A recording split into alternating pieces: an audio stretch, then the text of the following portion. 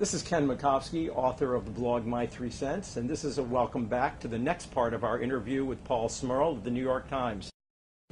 Paul, I just wondered, what should communications professionals or brand management know about this new media environment that would enable them to get their clients in the New York Times?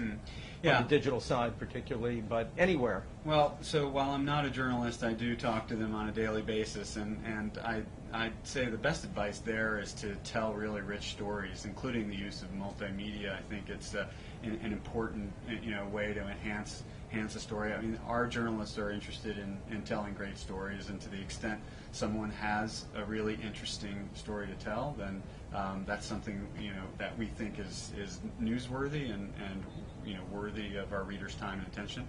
Then it's something we'll write about. But I'd say that's number one. Yeah. Also, I'm just kind of wondering how the journalists themselves amplify what they're writing about, and are they into amplifying what they're writing about? Absolutely. Again, it goes back to what we were saying earlier about that normal distribution curve, and we do have some reporters and columnists who are very much adapting to and embracing ways in which to amplify their message through Twitter, Facebook, interactions through blog posts with their audience, their readers.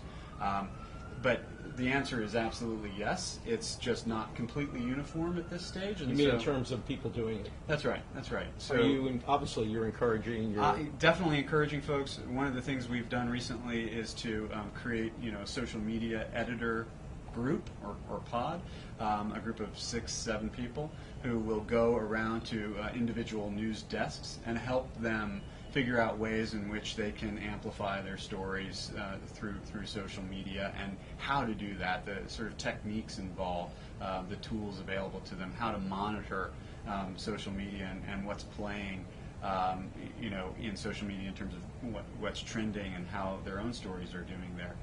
So that's something that we've invested in and are seeing some success with.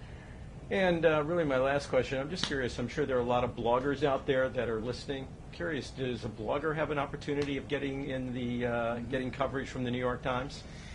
We don't do the sort of thing we were talking about earlier that Lou Dvorkin has instituted over at Forbes, which is to create really a publishing platform for hundreds, if not thousands, of bloggers. So that is not something that we've thought about yet. But you never say never to these sorts of things. In the meantime, anyone who wants to submit a letter to the editor or an op-ed piece is absolutely welcome to do that, and we get thousands and thousands of submissions that we pour through there. But that's a great way to get published in the New York Times. Thanks a lot. My pleasure.